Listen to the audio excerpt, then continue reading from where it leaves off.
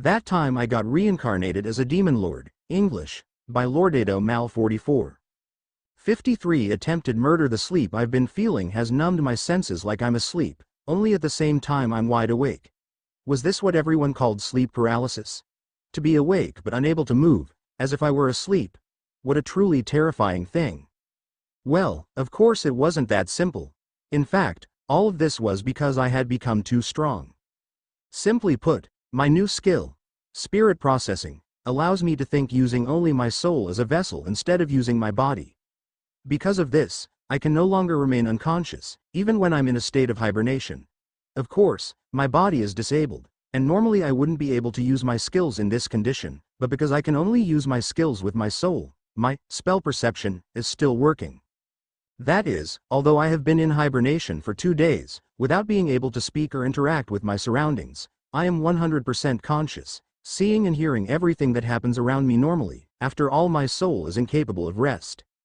Well, I could ask Seal to block my spirit processing and allow me to become truly unconscious, or I could ask Seal to simulate an artificial sleep. That would make me feel like I was actually sleeping, but a slime wouldn't need something like that. Also, I'm not crazy enough not to be aware of my surroundings, if I can be. As well. Good. I'm sure something would happen. Seal herself confirmed to me that there was a high possibility that I would be attacked now that I'm in the village of ogres, away from most of my appointed subordinates, and hibernating to regain my strength. In fact, anyone who saw one of my fights and still decided not to take the opportunity is probably either crazy or much more powerful than I am. Well, in the end, I decided to leave my body's safety in CL's hands. Still don't understand what I'm talking about. Well, I can explain, but isn't it a lot more fun to follow along? I would make popcorn, but at the moment I'm immobilized. So I hope you guys can just enjoy the show. The battle against less than who are you talking to? Greater than. With anyone, Seal-san. I'm just bored of being alone for 2 days, not being able to move a muscle. Well, let's get back to our regular schedule. The leader of the ogres continued to stare in the direction of the door, his face expressing mixed feelings. In the end, how strong was the little creature that became their leader? A slime, not unlike the slimes he saw every spring in appearance at least, had arrived at the ogres' village and, practically single-handedly, had defeated all the troops. The creatures that were among the most powerful in the Jura forest had been defeated by a monster that was among the weakest. And after doing that, he had not only taken the ogres' village for himself, his charisma had been enough to take even the hearts of the ogres for his own. Sincerely, a part of the former chief of ogres, aka, felt jealous. In his entire life as the chief of the ogres, aka had dominated using his great power and talent that had motivated all of his fellow ogres to follow him, the strongest ogre, in whatever he pursued. Even after having children, he had recovered from the loss of strength, something that a good number of monsters failed to achieve, and thus he maintained his supremacy. Still, that was as far as he came, being an exceptional ogre. Rimuru, despite being a slime, he surpassed it in the amount of spells, number of skills, and the latent talent that his body seemed to ooze, as if he was some kind of creature thousands of years old. He possessed more strength than all the ogres put together. He had the experience of a true warrior and the charisma of a leader that in an instant made all the ogres, even the group that had fought him, decide to follow him faithfully, all this before even though he offered to name them. And after all, how is it possible that he named so many monsters? AKA, even in his former prime, could only name his 2 sons before running out of spells, likely becoming one of the weakest ogres in the village in the process. He could not recover from this state for months, perhaps years, and there was even a risk that he would be unable to recover and that he would shorten his lifespan by having given a name. What about Rimuru? He had named 60 ogres in just 1 day, an amount that alone would be madness for any Majin, and even though he had gone into hibernation, all of his companions claimed that it would only last for 3 days at most. It was stated that, right after Rimuru woke up, he would go back to naming ogres once more like it was nothing, and then he would go back to being unconscious for 3 days. And he would do this until the 300 ogres had been named, as if he knew no limits. Honestly, AKA was surprised that he had never heard the name Rimuru Tempest before, as one of the most powerful Majins in history. If he had a guess, it was that Rimuru was a recent Majin, and because of that, he hadn't had time to spread his name around the world yet. Still, that was a really scary guess for AKA. After all, if Rimuru was a recent Majin to emerge from the forest, then how strong had he become in such a short amount of time? Just by considering this, AKA was certain that Rimuru would achieve great things in the future, becoming one of the strongest creatures in the world. Who knows, maybe he could really become a demon lord like he wanted to become. As he thought about that, AKA suddenly found himself removing the katana from the scabbard at his waist and swinging it in an arc, pointing it down the hall. He had sensed the presence of someone he didn't know or at least wasn't used to, certainly not one of the ogres, coming from down the hall.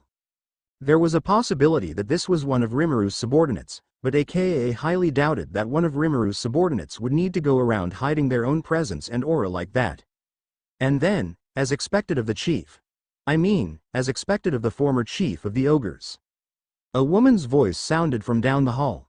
The next moment after the voice sounded at the end of the hall, a gust of wind formed, along with a greenish glow, and then a figure formed at the end of the hall.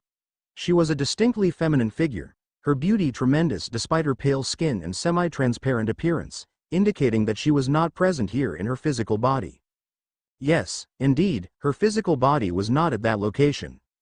Upon seeing the figure that appeared there, and recognizing who it was, AKA couldn't help but kneel before her.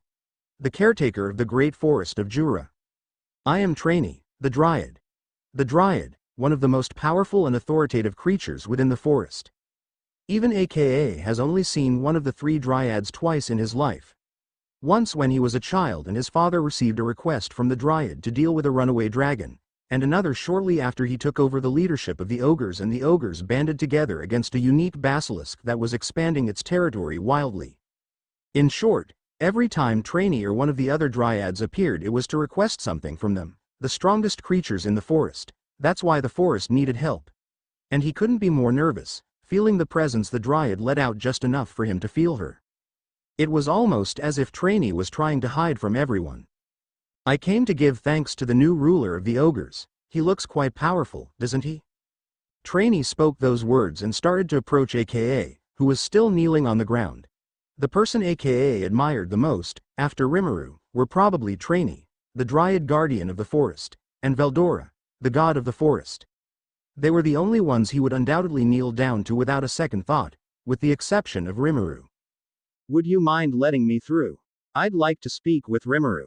Trainee asked as he placed a hand on AKA's shoulder, a really sweet smile on his face even though his words didn't seem to carry the same smile.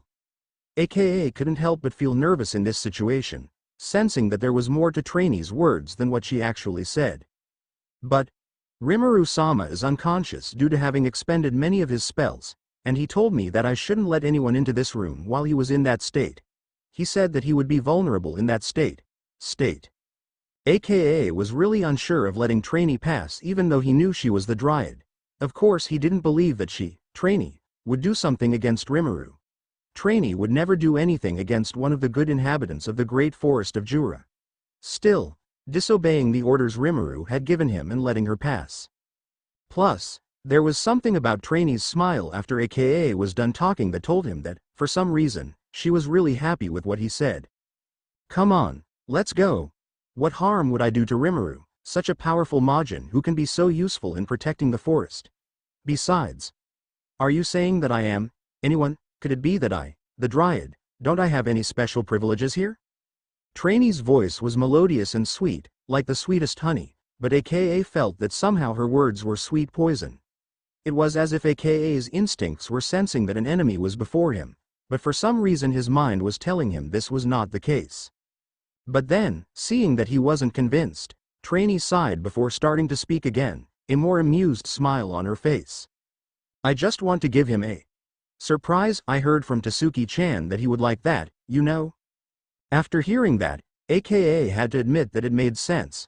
According to a conversation between him and Tasuki about Rimuru, plus a warning from her to him. Rimuru was a bit perverted when he was around a beautiful and uncommitted woman, but he was a good person. AKA himself didn't doubt that, even if it was an unusual combination. That being the case, it wouldn't really be strange that he would like to have a beautiful woman like the Dryad in his room the moment he wakes up. Well, if that's the case, sure. Come on in, Trainee-sama. Thanks. aka you're really sweet. Trainee muttered that and started walking again, opening her bedroom door for only a moment before closing the door behind her. With that, Trainee the Dryad had entered the room where Rimuru was totally helpless. Of course, aka hadn't believed the Dryad as blindly as he'd said, leaving to see with Tasuki if it was really safe to leave the two of them together.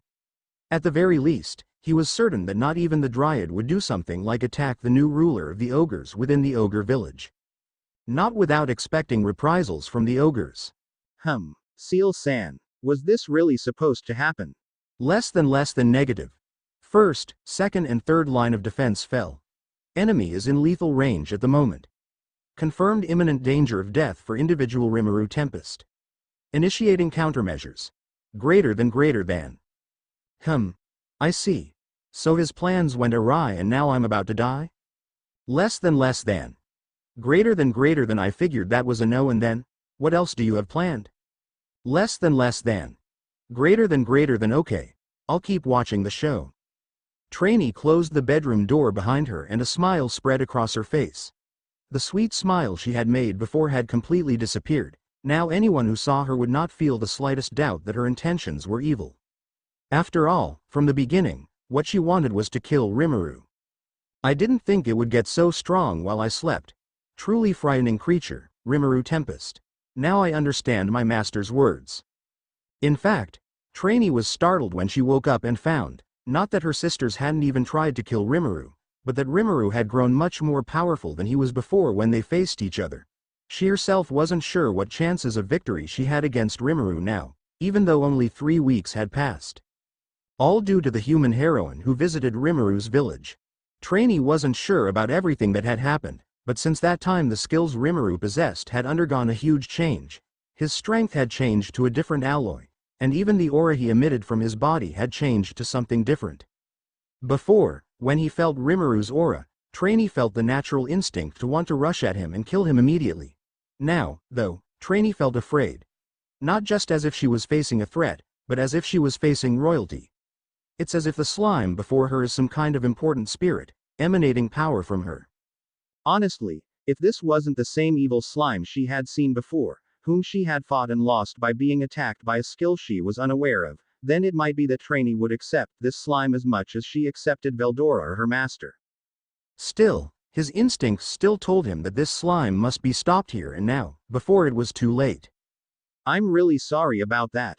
If only you were born into a different race, maybe none of this was happening, you know. If there is a god of reincarnation, the way a heroine of the past said, then I hope may he give you another chance. Trainee muttered this, more to deal with his own feelings than Rimuru.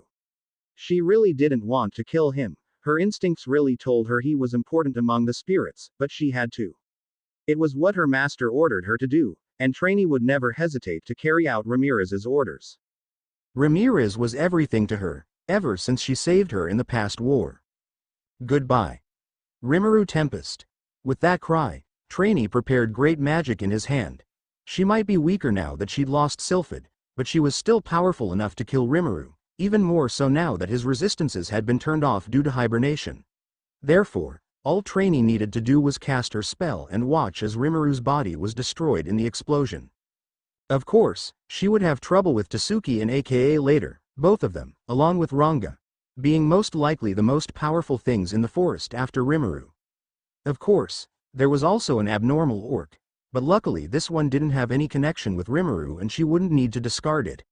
Still, the other 3 she would have to destroy to ensure they didn't go to war with her and the Treants. As he thought about that, Trainee fired his magic. Akka came to where Tasuki was resting and waited to enter, wanting to talk to her about the Dryad. He had sent some of his best soldiers, who had also already received names from the Rimuru, to guard the entrance and step in case any individual attacked the Rimuru, just in case something happened, but he seriously was unable to believe that any one of them had the slightest chance against Trainee. He himself, despite feeling that he was on the verge of evolving into Kijin, still felt that he could not defeat the Dryad in combat. Exactly because of this, aka thought that getting to Tasuki, one of Rimuru's most powerful subordinates, was the best option. Tasuki could certainly fight Trainee, even if she couldn't win, and once everyone joined the battle even the Dryad would be forced to retreat. For that, He had sent his best soldiers, however much they would only serve to buy time. As I was thinking about that, the tent door that was erected for Tasuki opened. Strangely, aka, as soon as she entered, could see how Tasuki, Shion, Shuna and the strange Majin that exuded the same aura as Rimuru, Seal, were sitting together, apparently having a girl talk. He would ask why Shion and Shuna had faces as red as raspberries, but he chose to stay out of the subject. There were more important things after all. Tasuki-chan, could you come with me for a second? I need to talk to you. I think it's important. Tasuki looked up from the girls around her to look at AKA, appraising for a second what he had just said, and then she prepared to get up. Still, before she could do so, Seal grabbed her arm, preventing her from getting up. No need. Everything is going according to the explosion. AKA was about to ask what she meant by that when, BOOM. A huge explosion made the entire ogre village start to vibrate.